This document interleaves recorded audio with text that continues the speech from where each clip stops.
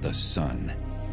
It's an infernal sphere of mostly hydrogen and helium, superheated into a plasma that burns at millions of degrees.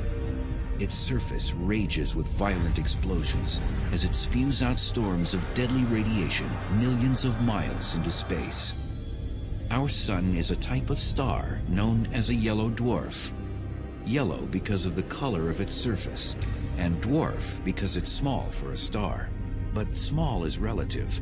Within its boundaries, you could fit 1 million Earths. Nuclear fusion. Fusion occurs when atoms are smashed together at a high rate of speed and literally fused. To get this to happen, conditions have to be just right. The energy created in the fusion process is carried out of the core by particles of light and heat called photons. They are what bring the warming rays of the sun to Earth. The sun's magnetic field is a tangled web because even though it's held together by gravity, the plasma doesn't rotate evenly. Plasma at the equator rotates once every 25 Earth days, while plasma at the poles takes roughly 35 days to circle once.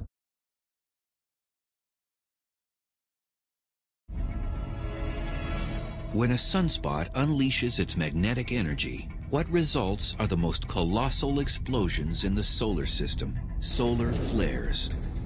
A single flare releases as much as 1 billion megatons of energy, the combined power of 1 million volcanic eruptions on Earth.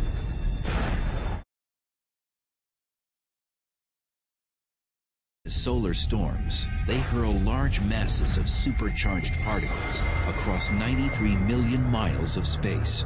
Most take several days to travel from the sun to the Earth, but some rocket across the solar system at up to 6 million miles an hour, reaching our planet in less than 16 hours. These storms can induce currents in the outer atmosphere, knocking out satellites and cross-country power grids, and carry the potential to wreak just as much havoc on our infrastructure as a hurricane or tornado.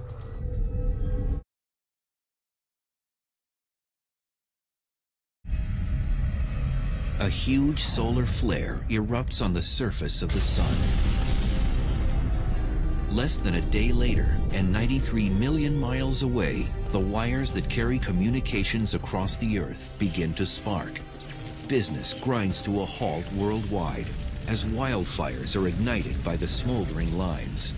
At the same time, colorful auroras light up the skies of cities around the globe. Earth has just been visited by the perfect solar storm.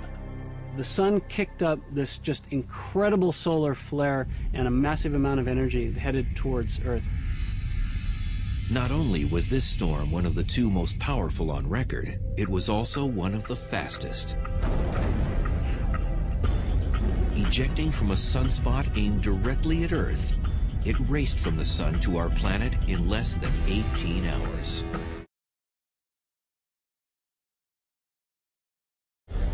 Much of the violence in the sun erupts here, in the hellish outer atmosphere known as the corona. This region has long held one of the great solar mysteries, because even though it's 500,000 miles from the heat-generating core, it burns at millions of degrees. This seems to violate the very laws of physics. That's very strange. I have a thermometer here. If I hold the thermometer close to the fire, it reads a very high reading. Where the probe is right now, it's over 200 degrees. Now, if I pull the probe out a little farther from the fire, okay, it drops down to about 90 degrees.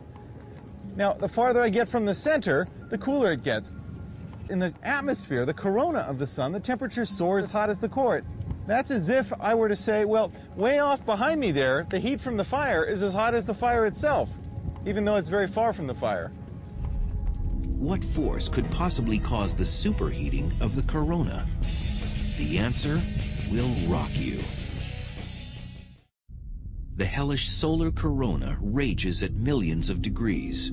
For centuries, scientists have been baffled how anything so far from the sun's core could still burn so hot. Recently, as improved satellites offered a closer view of the solar surface, clues began to emerge. Below the corona, the sun's surface is literally boiling. The reason is that the entire surface of the sun is covered with convection cells, hot material from the inside of the sun that rises up through, reaches the surface, cools off by glowing, giving off sunlight, and then sinks back down. Each bubble of material that comes up is about the size of Texas. It spreads out across the surface, cools off, and sinks down in 5 minutes. So that's a tremendously violent process. Well, that's happening in literally almost 1 million places over the entire surface of the sun all the time, around the clock, 24/7. This boiling isn't only violent, it's also extremely loud. The sun is a tremendously loud place.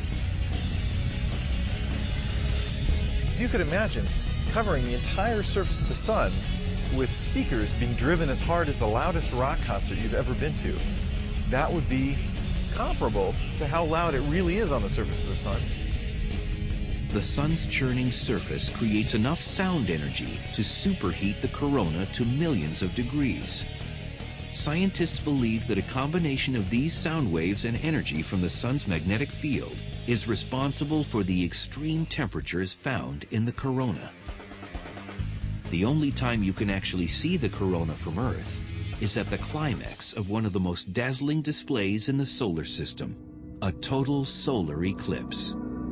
Before scientists understood them, these awe-inspiring events instilled only fear.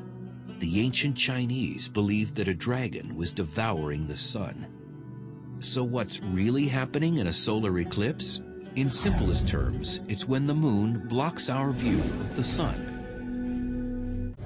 We're also lucky that the moon, although it's 400 times smaller than the sun, is also 400 times closer to us. This cosmic coincidence means that the two objects just happen to be the same apparent size in our sky, which allows for one to completely block out the other. This magnificent cosmic event only happens when the path of the moon intersects the line between the Earth and the sun. The moon's orbit is tilted slightly, about 5 degrees. If it wasn't, we would have an eclipse every month. And then we'd be bored. But we're not bored because most months the moon goes above or below the place where the line goes from the Earth to the sun. So instead of one every month, we get a total eclipse somewhere on Earth about once every year and a half. As the moon slides in front of the sun, it casts a shadow onto the Earth. The outer part, where the shadow is fainter, is called the penumbra. If you're standing within the swath traced by the penumbra as it moves along the Earth's surface, then you'll see only a partial eclipse. But travel to a spot within the path of the dark inner shadow called the umbra, and you'll experience the majesty of a total eclipse. There's another option if you can't travel to the path of totality. Wait in one place long enough, and a total eclipse will pass right over your head about once every 300 years.